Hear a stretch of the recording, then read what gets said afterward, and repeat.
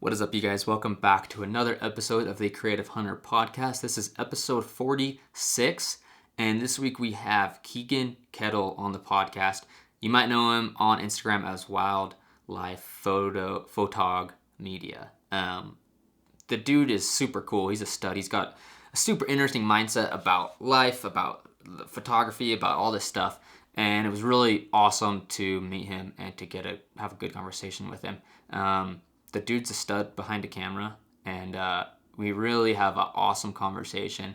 And there's some really good advice for people getting into cameras or the hunting industry. Like, really, this is probably one of the best podcasts that we've had on this channel so far. So I hope you guys enjoy it. If you want, check out some of the merch for Creative Hunter on the website. We got hoodies, and the Bino visors, of course, are on the website. Just some cool stuff that helps kind of support the podcast, all the films, everything, while we're getting the ball rolling here. I do want to say, KEEGAN does some photography workshops throughout the year across the U.S. in just various locations, and so if you are wanting to get into photography and you want to learn from someone who's in the hunting industry, he's a really good source. So check him out and check out his workshops if you are wanting to just learn more about everything about the hunting photography side of things. We are only a couple weeks out from spring bear season here in Idaho, and I'm super stoked. Me and Jamin Davis are going to be going on a spring bear hunt again, as well as Riley Seeholzer and Raiden Lindley, just a couple OGs that got me started in like backpack bear hunting, backcountry spawn stock bear hunting. And we're going to be headed out here in like almost just a little over 2 weeks on a 9-day hunt. So pretty stoked for that. We're going to be shooting a bunch of content on there. We got a couple sponsors for the film. We have a lot of stuff to uncover as we kind of go through that hunt. We're going to record a couple podcasts in the tent. Whatever we need to do, we're gonna have a good time and get a bunch of content while we're out there. Other than that, guys, thank you for listening, for hopping on to another episode. I hope you guys enjoy this one. This one was really great, especially for you upcoming photographers, or even for intermediate or photographers. Like, you guys are really gonna enjoy this conversation, and I hope you do. So anyways, without further ado, let's get into it. KEEGAN KEDDELL.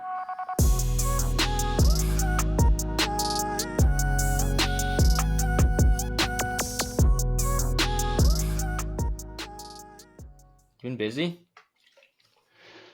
Yeah, kind of all over the board, just running around I'm in Vegas now, and then I was just in Arizona trying to film an elk hunt there last week. Nice. And trade show season the week before, or a couple weeks before that, and Yeah.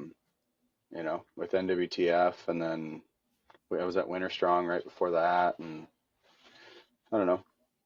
Kind of feels like it's been slow, but as soon as I start to talk about it, then it seems like it's been crazy. So it's Yeah. part of it. So do you live in Vegas? No, I am just been helping out a company here and kind of doing some work for them the last couple weeks.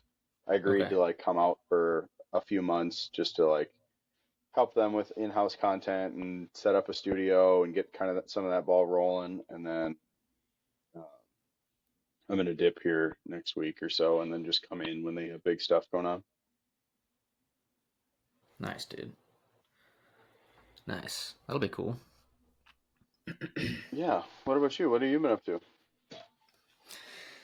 Dude, recently it's been a lot of finishing schoolwork. I graduate in July, so it's just like these Oh, last hell few yeah. semesters of like busy classes and stuff. And so yeah, but it's been good. Like, they're good classes, so can't complain. But yeah, it's been good, dude. I'm excited to be done though, especially since I'll be done in like midsummer and just have all fall to I do bet. whatever, you know. So it'll be fun. But yeah, dude. Yeah, it's gonna be a good feeling. Yeah, it'll be nice. Um, so where's kind of your base then? Where are you based out of? I I mean, I'm from Wisconsin. I don't Okay. I don't really call anywhere base at this point. I've got Nice. so much shit scattered across the fucking country that it's just one of those like Yeah. I live on the road basically. Yeah. Um, my That's truck's in fun. Kansas City right now at my girlfriend's house, and then a lot of my like main stuff's in Wisconsin at my parents. Yeah. And then I've got stuff in Montana, I've got stuff in Alaska, and a truck up there. I've got stuff in Georgia. I think I still have stuff in Kansas. I don't know. It's a mess. Dang, dude. That's crazy. So you just got like you just kind of go wherever the wind takes you as far as that stuff goes, huh? Yeah, basically it's just if somebody calls and then I'm off, man. You know? That's cool. You like that? I got to the point where like I was realizing that going back home from a job was silly and it was a waste of my time like during hunting season when there's only 4 or 5 months of big game season anyway.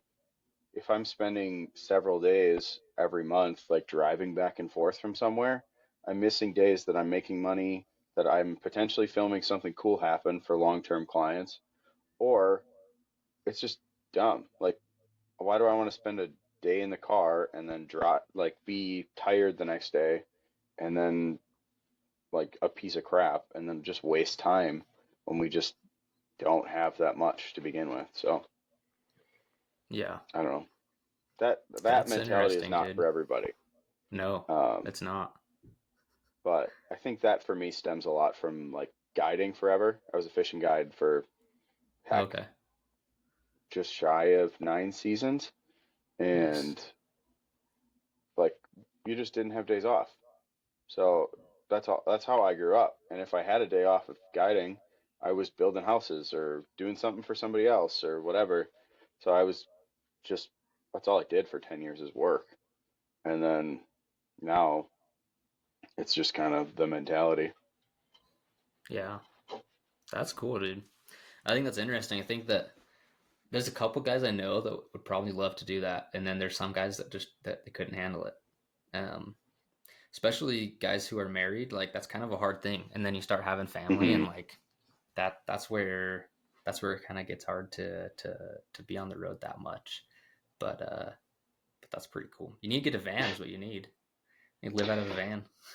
Yeah, the problem with vans is they're really expensive, That's true. and I'd much rather spend my money on camera gear.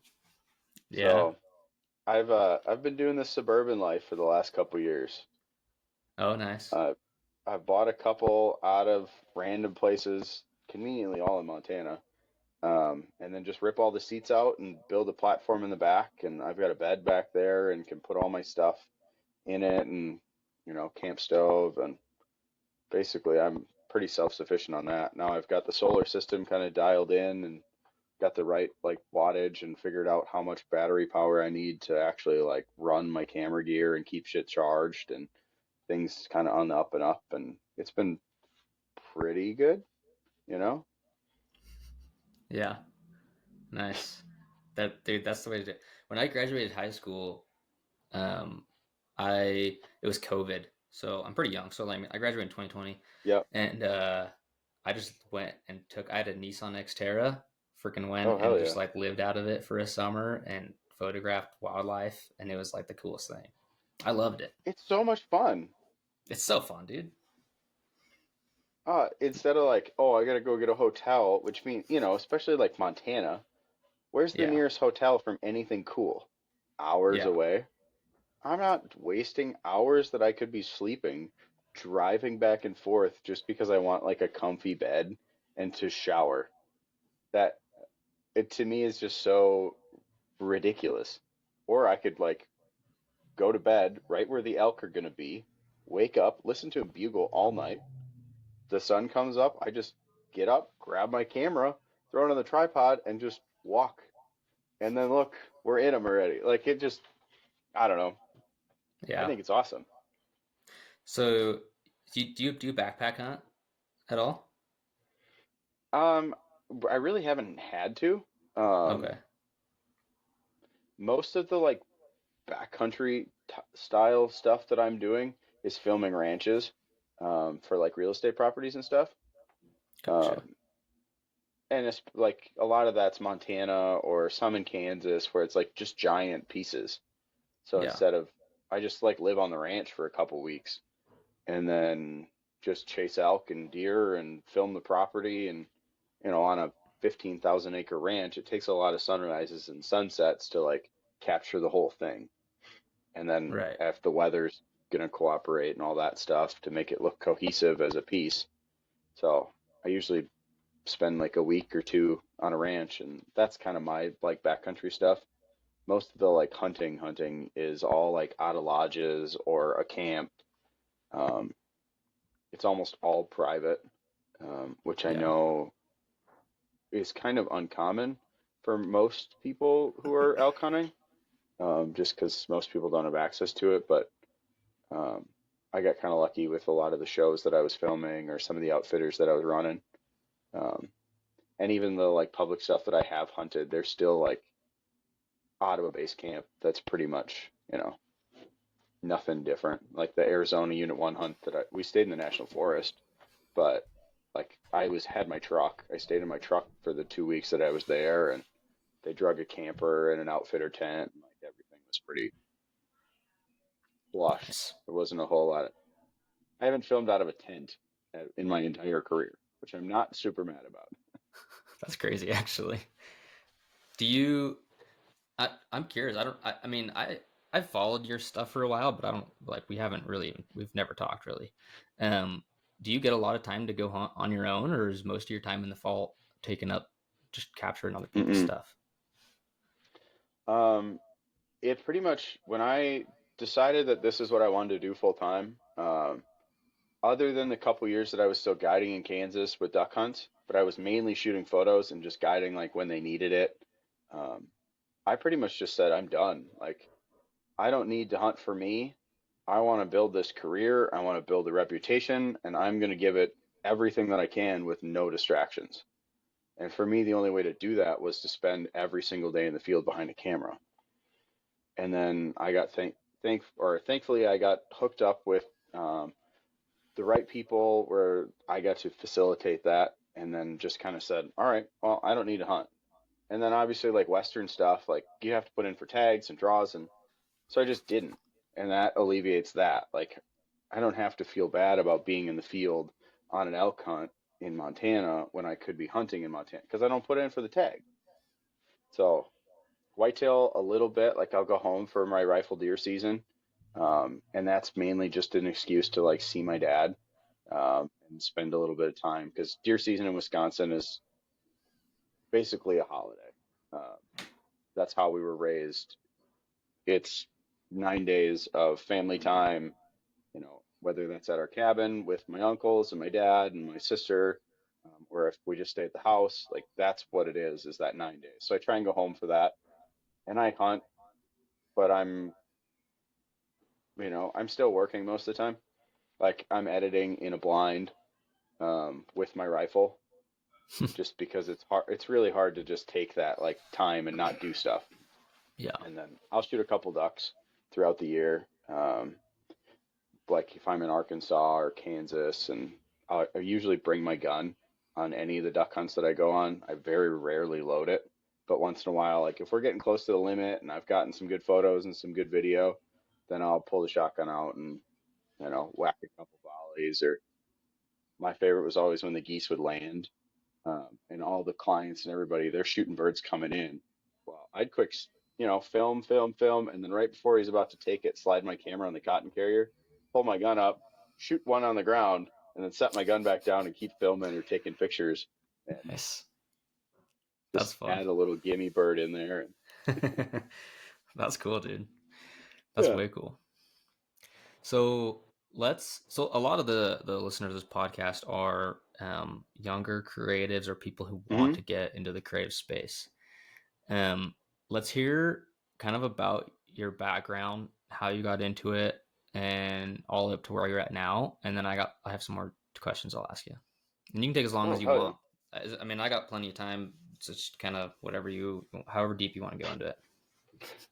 Dangerous, dangerous thing to tell me. Yeah. I, uh, I on this kind of subject, I feel like I can talk forever just because it's I don't like yourself. I just like I fell in love with cameras Yeah. and always feel like I could ramble on for days about this. Yeah. But I don't know. I guess the way back, like I kind of touched on it earlier, I got into the outdoor industry in 2013, guiding salmon on Lake Michigan. I graduated in 13. My first trip was the day of my high school graduation, and I almost didn't get to walk because the trip ran long. First day, first mate, like scrubbing boat and doing all the things and running errands for the captain after we got back. So that was a pretty good start in hindsight, great indicator of how the rest of my career in the outdoor world would be. Um, Forget anything that actually is important to other people. I'll just be at work. Um, Yeah. but I did that for, I think I ran boats for 5 years. Yeah, must have been 5 years until I went up to Alaska in 2018. So I was guiding fishing in the summer, running my construction company in the fall after I graduated college, and then obviously hunting as much as possible, and then guiding ice fishing in the winter.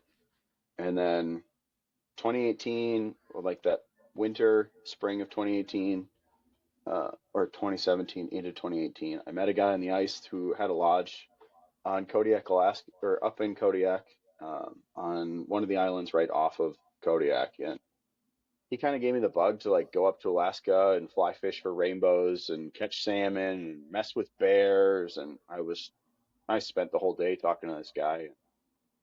I wish I remembered his name. I know about where he's from. Um, I know the new owners of his lodge now, coincidentally, um, but I haven't been able to track the guy down to just say thanks. But he gave me that bug. I ended up going to a guide school on the Bighorn, ran by Sweetwater out of Livingston there. And they Mm-hmm. own a couple lodges in Alaska, and I got hired by them to go work in their lodge. And then spent 2 years at the Royal Coachman up there, and then after that season, I basically came home and I told one of my best friends. We went to Best Buy, and I'm like, "Do not let me leave this building until I buy a camera." I had kicked it around, like taking pictures and doing that stuff for years, but I didn't really understand that what I thought I needed was a waterproof camera so that I didn't wreck it. I didn't realize how tough they were. And the couple camera stores that I had gone into, basically the guys were like, "Well, they don't make waterproof cameras." Well, I was like, "Well, fine then. I guess I'm done." Instead of him setting me down and taking the time and going, "Hey, no, they're actually like weather sealed and you can get them kind of wet. Just don't like go swimming." Yeah. Um, I probably would have bought it much sooner, but I ended up buying a D8 or D3500 Nikon little kit, like $500, the same one that everybody buys if they don't buy a Rebel. Um, Yep. and I just immediately fell in love. I probably spent 3 hours the night that I got it taking pictures in my buddy's apartment of the like one of the ducks on the wall and a deer mountain, just like him sitting on the couch watching dumb YouTube videos. And then a couple months later, I kind of just decided like this is what I want to do.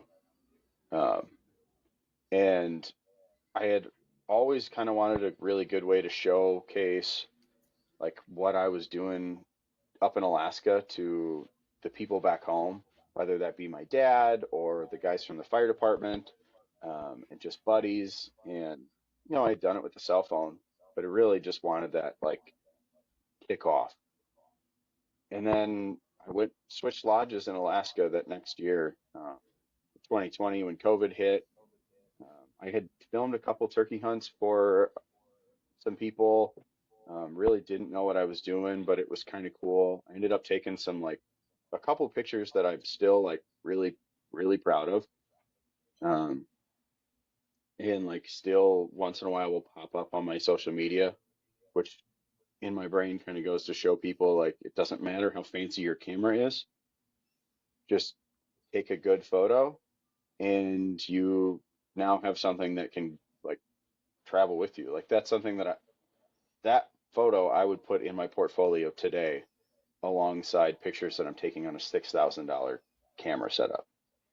That was a Mm-hmm. $500 camera. Like, um, not to digress too far on that one, but it's just one of those like thinking about that stuff as I'm talking about it. Like it's not how fancy your gear is, it's just how you use it and what you do with it. Um, but yeah, then I went up to Alaska in 2020 with COVID, and I happened to get a job as the head guide at Brooks Lodge, which is if you've ever seen the bear stand on top of the waterfall catching the salmon, that like iconic Alaska picture, that's where Yeah, I was living and working. that's cool. So I got that job and then I financed a D850, Nikon's like premier wildlife camera. I and then I got a 200 to 500. I spent way too much money that I didn't have. I probably financed it through B&H and just said, okay, well, I'll pay it off eventually, but I'm not going to go to this place and not have the best piece of gear that I could scrounge up, you know. And I bought it used, so I saved a little bit of money. Uh, but I was just like, we're gonna go be surrounded by bears. And then I kind of like learned how to take pictures to a above average level by shooting every single day for 5 months in an area that costs people a crazy amount of money to get to and that they only have a couple days. So I got to learn how to take photos of, you know, giant fluffy animals that are real dark in real dark conditions under an overhanging brush or running in the water. So, and then that fall I came back to duck hunting and it was like, oh, I can take pictures of a lab all day long. This is way easier in comparison to a frickin' brown bear. And then that was kind of like the official start of me doing this for a living. Once I had just gotten through the waterfowl, and that was kind of where it seemed like I started to build a little bit of a reputation um, for myself was in that waterfowl world.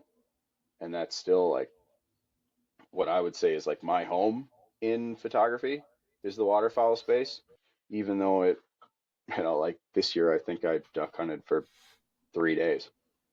Um, but it just kind of snowballed from there and, you know, did another season up in Alaska guiding and kind of had built a like photography program for them. So I was guiding photographers and then sending our fishing clients with my other guides, which, you know, again allowed me to like guide guys who shot for Nat Geo or BBC or who are some of the people that like are sponsored by certain camera brands. And, you know, that's how I got hooked up with Cotton Carrier. And it just like being in those environments and making connections and learning and picking somebody's brain.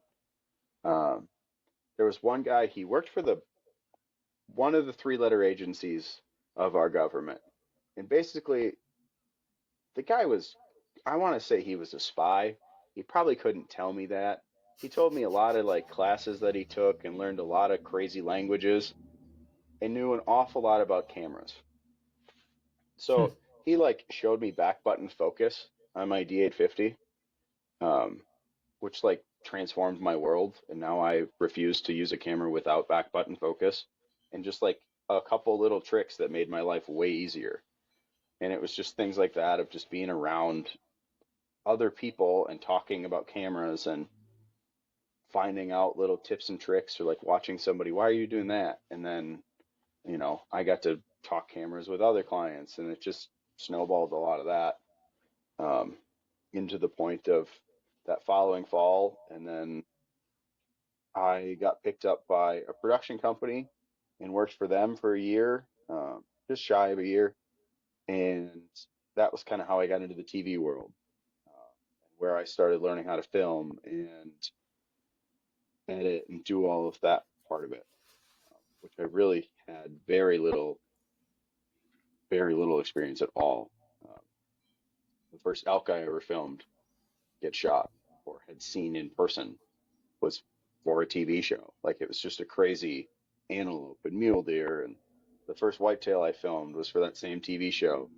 And we were sitting around, you know, doing the trophy shots and all that stuff. And Tiff looks at me and she kind of gets a shit-eating grin on her face and she goes, I bet that's the biggest deer you've ever filmed, isn't it? I kind of put my head down and picked it back up and I look at her. I'm like, Tiffany, that's the only deer I've ever filmed. And Nice. her and Lee just look at me wide-eyed. They're like, "What the heck?"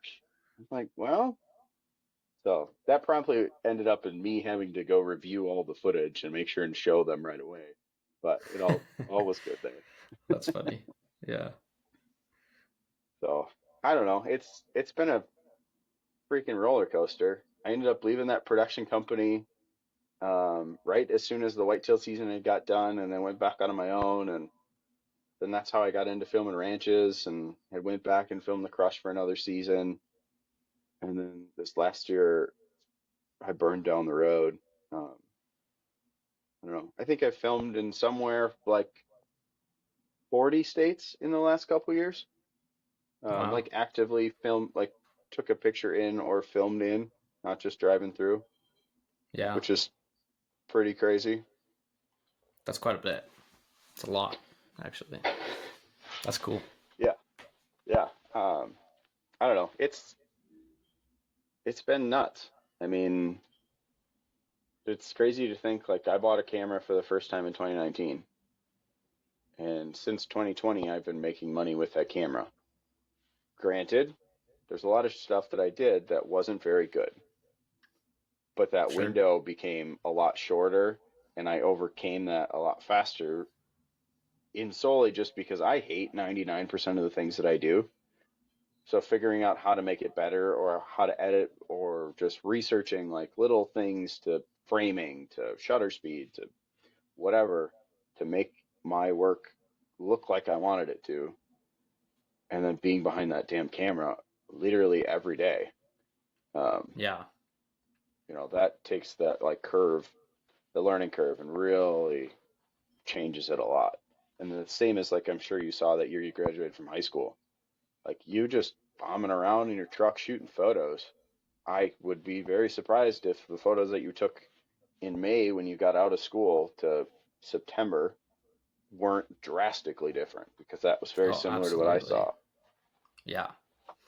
Dude, that's something that I tell people, and because I did it, is like I basically shot a photo every day. And I was like out taking photos every day for like months Hmm. at a time. Like, not because it was like a goal or like I was making myself, just because like I loved it and I wanted to do it. And that progression from just every day doing it, like, not only are you going to learn your camera like inside and out, like it's just an extension of you. You could like change everything with your eyes closed, but then Hmm. you're just gonna get that eye and just develop those skills to where you can be just so much quicker and just so much higher quality in your work. So I think that's huge. And then like I would go and just like if my buddy was going on a hunt, just be like, dude, can I come and just like film it? Like I don't you don't pay me. I'll just come and just like film it for you and edit it, and I'll make a video. And that was like because I had to do that like 3 times until I actually got good enough to actually edit out a film that made sense and was actually like watchable. and then Yeah. and then I started like getting better at it, right? But you don't get that experience if you're not out there doing it and like figuring it out right right at the get-go. So Oh, absolutely. And I think you brought up two interesting points. The first one being until you could run your camera with your eyes closed. It's incredibly undervalued how important that it is to be able to, you know, be up above your head controlling the camera and know exactly what's happening and know that like your footage is going to turn out exactly the way that it is. Or an elk pops up on the fly. You're doing an interview right here, and all of a sudden here's an elk in front of you. You've got to now grab focus, change your exposure, make sure that it's in whatever speed you need it to make sure that if he's going to shoot it, like you got to switch to high speed right now, make sure that everything's good to go. If you have to worry about where your camera settings are, what the button is, and all that stuff, you're going to miss shots. You're for going sure. to not have the product that your client, your friend, or your mom wants you to have. That like ability to do that and manipulate the camera without looking at it or with your eyes closed is so freaking important. Like I told a guy a couple weeks ago, I met him on a plane when I was coming back to Vegas from NWTF. Like we were getting on the terminal, he saw my hat and he started asking me questions. And he's an Air Force guy that lives here in Vegas. And we met up for drinks a couple days later. And I was telling him, like, I think that's the point when you can like really start charging money to do this is when you know your camera so well that like with your eyes closed or hold it behind your back or you know, when you don't have to think about that piece of equipment anymore, I think that's when you're like officially into that realm of, okay, you're not going to mess it up. And then that's Right. where like I think you're really become professional enough to like justify what's happening. Uh, Yeah, and I then agree. I now forgot the second thing that I was going to bring up, but Yeah, no, you're good. I was talking about filming hunters for free for buddies who. oh, yes. Um, yeah, like when I went and worked for that outfitter in Kansas, like guiding duck hunts and taking photos, I ran his social media. I shot photos every day. I ran his clients. I did literally anything that, I mean, I cleaned the lodge, like made beds, did laundry, literally anything, just so that for those 65, 70 days, I could go shoot every day and build my portfolio. I charged him $100 a day. Like, that's crap. $100 a day for 65 days?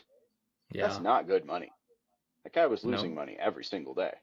But it justified it for him. It gave me an opportunity to like be in a situation that I was working on my craft every day and be surrounded by clients that gave me, opportunities or here's $50 and then I'd give them like all the photos that I shot of their dog and that like doing whatever it takes and not worrying like, oh, Joe Smo is charging 750 a day to come run around with his camera. Well, yeah, Joe Smo has been doing this for 4 years. That's why he charges that. You getting into this, like, you can't expect to get paid an industry standard. Uh, yep, and that, like, run around for free. Like, somebody calls you and says, hey, we're going bass fishing or fly fishing. You want to come? Yeah, absolutely, I want to come. I'd also love to catch a trout or a bass or whatever. But instead, I'm going to sit there and shoot photos just because even now, like I do this all the time. Like I'm just going to shoot photos because now I'm building another part of my portfolio. So now when somebody calls me and goes, "Hey, we've got a job for you," I go, "Sweet." And I don't have to worry about like this is the first time that I'm trying something or the first time I'm messing with like long exposure off a fly line, doing cool stuff because I've done it and I played with it with there was no stress and no expectations. And I think like you said, it's so important to go just do that stuff and try it and like mess around. yeah, no, that's awesome, dude. That's so true. It's so true. I'm gonna shift gears a little bit. You mentioned you worked for a year for a production company, and then Hmm. you're kind of now basically freelance, right? Um, in your experience, what are like some pros and cons of each? And if yeah, just like if someone's looking at the options, what's kind of your view on both of those? I think part of it is it's very different depending on the person. Um, but like for example, I'm very like on the go all the time. I like to travel. I like to burn the road down and that kind of style. So like for me, the freelance, like running my own production company, that kind of end of it works really well because somebody can call me and I go, yeah, I'll be there tomorrow. And then I book a flight in a Home Depot in Anchorage, fly to Wisconsin, get my truck and drive to Montana, and I'm there in 40 hours. Like that happened this summer. And I got to the real estate agent's office and I was like, hey, dude, I'm here. And he's like, what the, how? And I was like, well, I don't have anything else to do. You said there was money. Um, and it's like finding that work and doing a lot of that stuff as a freelancer is harder. Mm-hmm. You have to make connections. You've got to be able to manage a business. You've got to be able to meet with clients, be on meetings, advertise yourself, and then go do the work, and then finish the work and deliver the work all in, a reasonable time so that you're not making anybody mad. The advantage of the production company is the people that are running that production company, or the same as just like going to work for anybody, um, you know, um, like going to work for a Vortex or a Weatherby or Onyx, like in being an in-house creator. That's very similar to being in a production company in my eyes, same kind of realm. Yeah. You don't have to worry about doing anything but work. So if you're somebody that doesn't want to like hunt and doesn't want to run to every trade show and be everywhere and shake hands and like go to dinner with some stranger just because you're passing by on Instagram and you know that they live in that, like passing by, you met them on Instagram, you know they live in that town. I'll call people and be like, hey, we've flirted on Instagram. I'm coming through. You got an hour? Let's grab a beer. Um, some people aren't built to do that, nor do they want to do that. So when you're working for a production company or you're on an in-house media team, you just go to work. They give you tasks, you do tasks. And it's a great place to learn and grow and then figure out like, hey, is this actually what you want to do for a living? Without all the stress. It also means that you have a steady paycheck.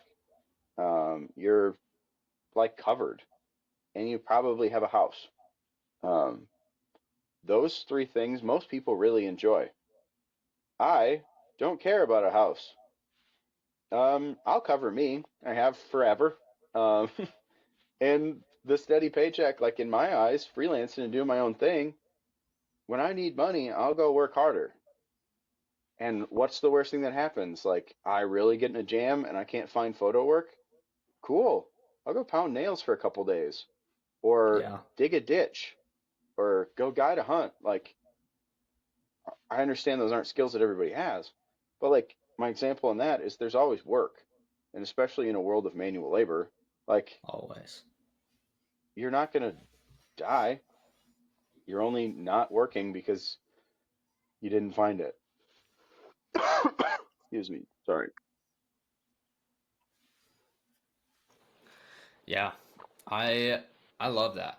I love that side of the freelance thing is like, or I mean, I guess it's that mindset of like, there's always something to back up on if you need to, like, and really there is, like, anyone has that ability or those connections to something to fall back on, um even though it might not be what you love, something to get by for a Yeah, second. I think it, But oh, I think it just takes some of that like scary away. If you want to freelance and you want to do it on your own, but if you can have the mindset of like, if it doesn't work, there's a whole other rest of the world out there. Like this isn't my only option. If you don't like take away the pride part of like making it and go, okay, cool.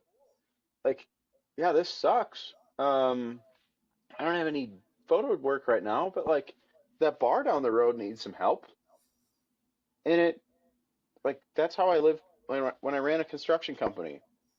Like if I didn't have a job that day, guys would call me and I'd go like run a delivery van or go work for somebody else or just do whatever, bartend and wash dishes and it didn't matter. Go milk cows.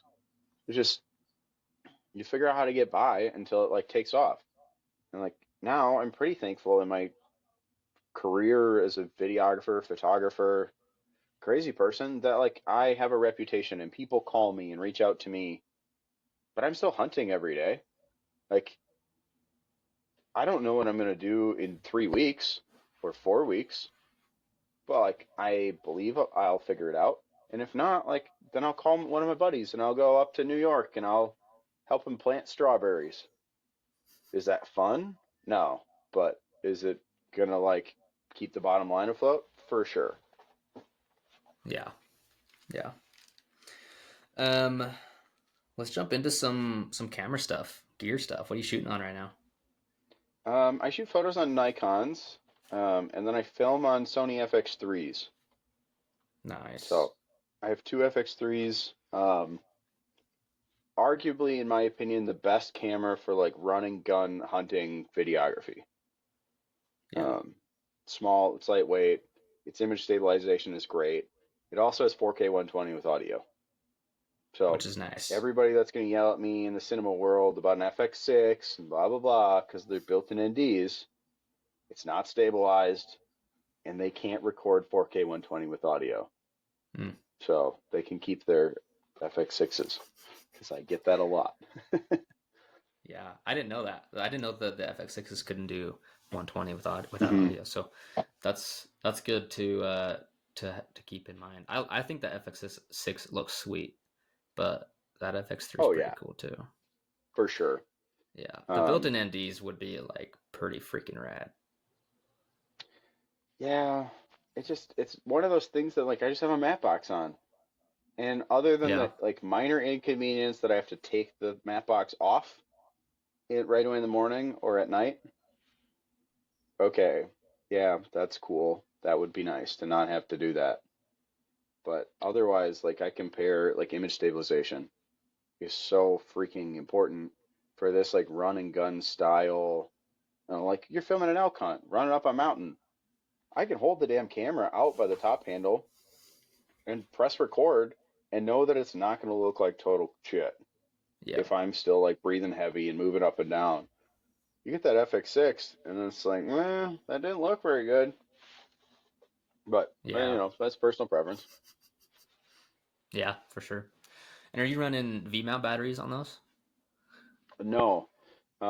So one of them I just use the regular batteries. And then the other one I have an Anton Bauer. It's a little so it sits below the camera Mm. instead of like on the back. So I still have like all the functionality and everything. And then like I have my cotton carrier mount on the top handle. So this just sits on my chest. Like it just slides in. And then everything's just here. Like if you had the V mount, then it's obviously it sticks off in the back. And then you can't really use the screen or the screen's got to stay out. And then in my brain, I would worry about that getting broke constantly. Yeah, So, and even like when I run a monitor on this, I still use that screen all the time just to make sure and check. And that monitor obviously is like true color and everything, the settings there. So, and I don't have like a cheap, crazy expensive monitor, which is part of why I have to do that. But like, I know that if that's good, then everything's good. So I still use that screen constantly, and I would hate with the VMont not to be able to use that. nice. Yeah. What's your top lenses? Just a couple of them.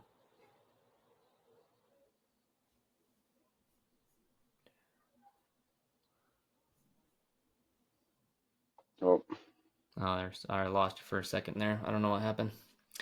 yeah. Um, what's like your top three lenses that you're going to be using the most? Um, I'm kind of basic in, everybody gets super fancy about it. My FX3, that lens I've ran the entire time I've had that FX3. It's a 24 to 240 E mount. Like it's not super fast, doesn't have the greatest aperture, but 24 to 240, I can film a whitetail hunt, I can film an elk hunt, I can film a waterfowl hunt, and be able to get my wides, my mediums, and my tights. Yeah, Um, and then I use the 200 to 600, that white one behind me.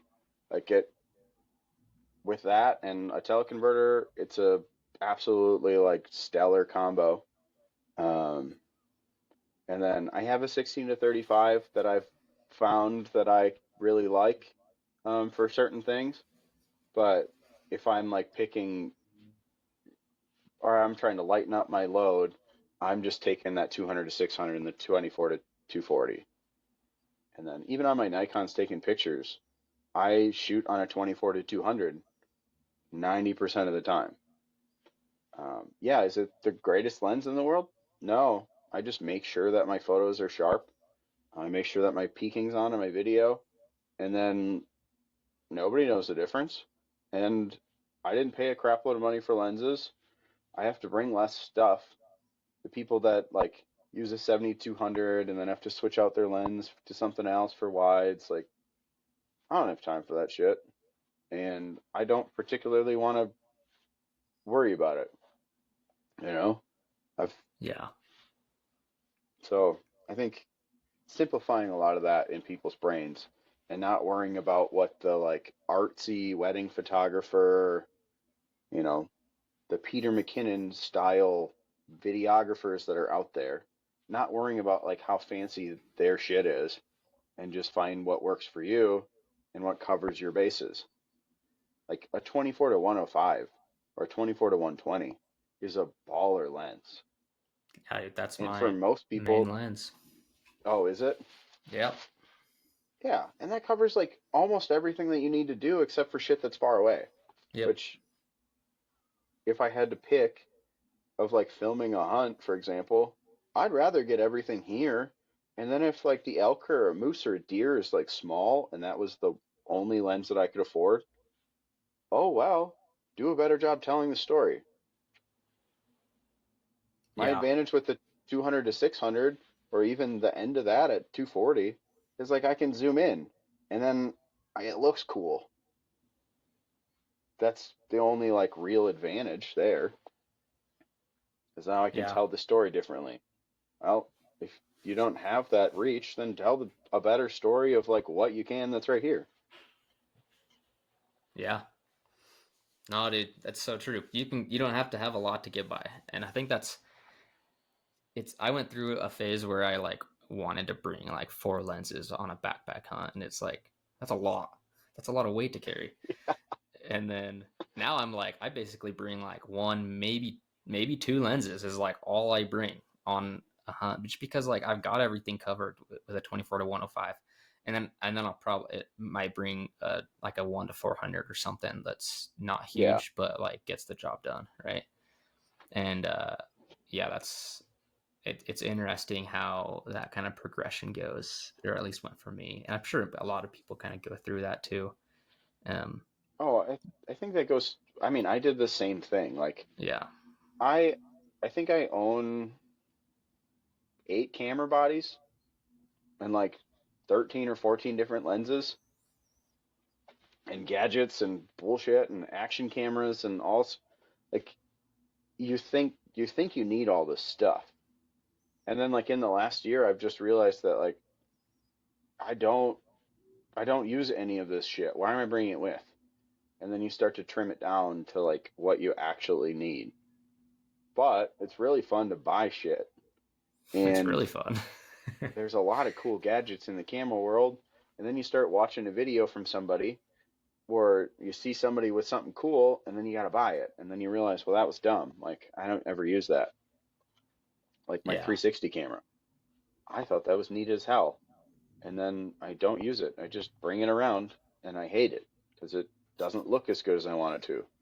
Where this camera that I'm filming on now is the Osmo Action, DJI's version of the GoPros. Yeah. It's incredible. And it looks good, even like now as a webcam. Like, Looks awesome.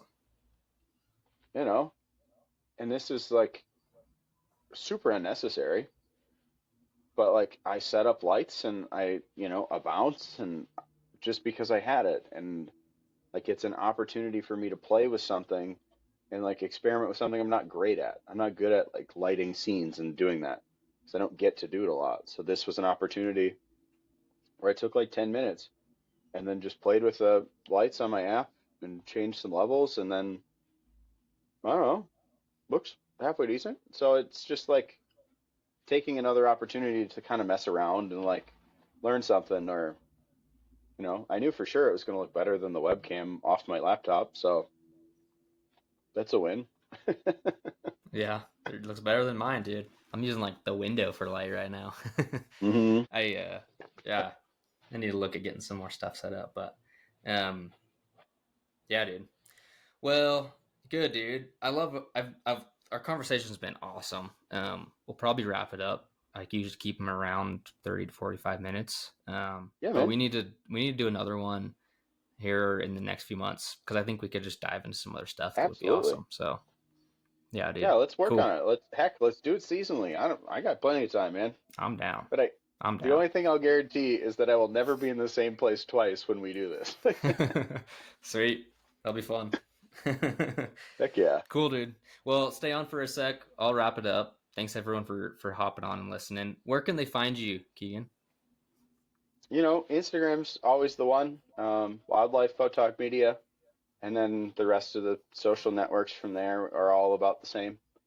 Um, TikTok, YouTube, Facebook, all that jazz. But obviously, Instagram's the main driving force behind all that.